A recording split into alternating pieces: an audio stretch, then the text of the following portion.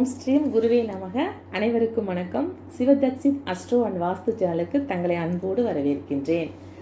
ஜோதிடமும் வாஸ்தும் வேறல்ல, ரெண்டும் ஒன்று அப்படின்ற தலைப்பில் தான் பேச போகிறோம். அதாவது ஜோதிடம் அப்படிங்கிறது நவகிரகங்களை அடிப்படையாக கொண்டது. அதே போல் வாஸ்து என்பது பஞ்சபூதங்களை அடிப்படையாக கொண்டது. நம்ம வீட்டில் இருக்கக்கூடிய 8 திசைகளையும் கனெக்ட் பண்ணி நம்ம வைக்கிறது பேர் தான் வாஸ்து. இப்போ ஜோதிடம் அப்படிங்கும்போது நம்ம நவகிரகங்களை அடிப்படையாக கொண்டு இதை பற்றி நம்ம பார்க்க போகிறோம். இப்போது ஜனன ஜாதகத்தில் ஒரு கிரக சேர்க்கை இருக்குது. அதே மாதிரியான கிரக சேர்க்கை தான் வீட்லேயும் இருக்கும். இப்போது ஒரு குடும்பத் தலைவருடைய ஜாதகமாக இருந்தாலும் சரி, அந்த வீட்டில் இருக்கக்கூடிய நபர்களுடைய ஜாதகமாக இருந்தாலும் சரி, நம்ம எடுக்கும்பொழுது அந்த வீடும் அந்த ஜாதகமும் ஒரே அமைப்பை தான் கொடுக்கும். இப்போ உதாரணமாக ஒரு குரு ராகு சேர்க்கை ஒரு மனிதனுக்கு இருக்குது அப்படின்னா, அதே அந்த வீட்டில் எப்படி இருக்குன்னா, தென்மேற்கு பகுதியில் எப்படி இருக்கும்னாக்கா பூஜா ரூம் இருக்கும். அப்படி இல்லை கிழக்கு பகுதி வளர்ந்து இருக்கும். இந்த மாதிரி ஒரு அமைப்பை கொடுக்கும். அதே போல் புதன் சனி காம்பினேஷன் ஒருத்தனுடைய ஜாதகத்தில் இருக்குது அப்படின்னா, அவங்களுடைய வடக்கு பகுதியில் அதிகமான குப்பை இருக்கிற மாதிரியான ஒரு சுச்சுவேஷன் கொடுக்கும். ஒரு இருண்ட தன்மையாக கொடுக்கும். நம்ம ஜாதகமும் சரி, நம்மளுடைய வாஸ்தும் சரி, ரெண்டும் ஒரே மாதிரியான கிரக சேர்க்கையே தான் இருக்கும். இப்போ நம்ம ஒரு வீட்டுக்கு போகிறோன்னே வச்சுக்கோங்களேன். அந்த வீட்டில் போய் வாஸ்துவை பார்க்குறோம். வாஸ்துவை பார்க்கும் பொழுது நம்ம அந்த வாஸ்துவை பார்த்தோன்னா ஒரு கிரக சேர்க்கை எழுதுறோம். அந்த கிரக சேர்க்கை எழுதணும்னா அந்த கிரக சேர்க்கையும் அந்த வீட்டில் இருக்கக்கூடிய நம்மளுடைய ஜாதகத்தை எடுத்து பார்த்தோம்னா அதனுடைய கிரக சேர்க்கையும் ஒரே மாதிரியான பலன்களை தான் இருக்கும். இப்போ புதன் சுக்கிரன் காம்பினேஷன்லாம் ஒருத்தவங்களுக்கு இருக்குது, அல்லது பரிவர்த்தனை இந்த மாதிரியான யோகங்கள் இருக்குது அப்படின்னு வச்சுக்கோங்களேன்.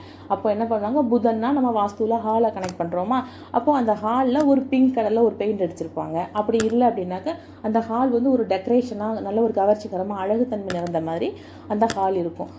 நம்ம அதாவது ஜாதகத்தில் இருக்கக்கூடிய அந்த கிரக சேர்க்கையும் அந்த வீட்டினுடைய அமைப்பும் சேம் ஒரே மாதிரியான ஒரு பலனை கொடுக்கும். இப்போ நார்மலாக இன்னொரு விஷயமா பார்க்க போகிறோம்னா, ஒரு செவ்வாய் ராகு காம்பினேஷன் இருக்குது அப்படின்னு வச்சுக்கிட்டோம்னா, நார்மலாக ஒரு கிரகத்தில் செவ்வாய் ராகு காம்பினேஷன் இருக்குது அப்படிங்கும் பொழுது அந்த வீட்டினுடைய தெற்கு பகுதியில் ரோடு வருவதற்கான அமைப்பும் இருக்கும். அதே போல் அந்த அங்கே இருக்கக்கூடிய நபர்களுக்கு கோபம் அதிகமாக வருவதற்கான வாய்ப்பும் இருக்குது. ப்ளஸ் அவங்களுடைய பல் கொஞ்சம் அதிகமாக வளர்ந்துருக்கக்கூடிய ஒரு அமைப்பும் இருக்கும். ஜோதிடம் வாஸ்து அவங்களுடைய கேரக்டர் வைஸ் எல்லாமே ஒரே மாதிரி ஒன்று சேர்ந்த மாதிரி தான் நமக்கு வரும். இதில் இன்னொரு விஷயத்தை நம்ம பார்க்குறோம் அப்படின்னா, இப்போ உதாரணமாக ஒரு ஜாதகத்தில் நம்ம வீடு அப்படின்னு சொல்லும்போது நம்ம ஜனன ஜாதகத்தில் 4ஆம் பாவகத்தை பார்ப்போம். அப்போது 4ஆம் பாவகத்தை வச்சு இவங்களுக்கு எந்த மாதிரியான வீடு அமையும் அப்படிங்கிறத நம்ம கண்டுபிடிக்கலாம்.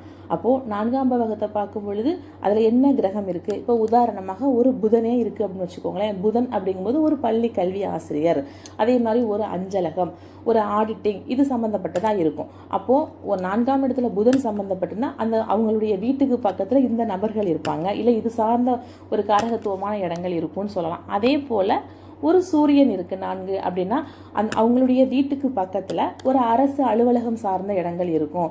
அதே மாதிரி ஒரு உயர் பதவியில் இருக்கக்கூடியவங்க இருப்பாங்க அப்படின்ற மாதிரியான சுச்சுவேஷன்லாம் நம்ம சொல்லலாம். இதே மாதிரி ஒவ்வொரு கிரகங்களும் நம்ம 9 கிரகங்கள் இருக்கு இல்லையா, அந்த 9 கிரகங்களும் அந்த 4ஆம் இடத்தோடு சம்மந்தப்படும் பொழுது எந்த மாதிரியான வீடு அமைப்பு இருக்கும் அப்படிங்கிறதையும் நம்ம தெரிஞ்சுக்கலாம். அதற்கு தகுந்த மாதிரி நம்ம சுபத்துவமாக அந்த கிரக சேர்க்கையும் வச்சு நம்மளுடைய ஜாதகத்தையும் வச்சு ஒப்பிட்டு நம்ம ஒரே மாதிரியான வீட்டை நம்ம கட்டி நம்ம சந்தோஷமாகவும் நிம்மதியாகவும் அதில் நம்மளால் வாழ முடியும். ஓகே, நற்பவி. மீண்டும் சந்திப்போம். நல்லதே நடக்கும்.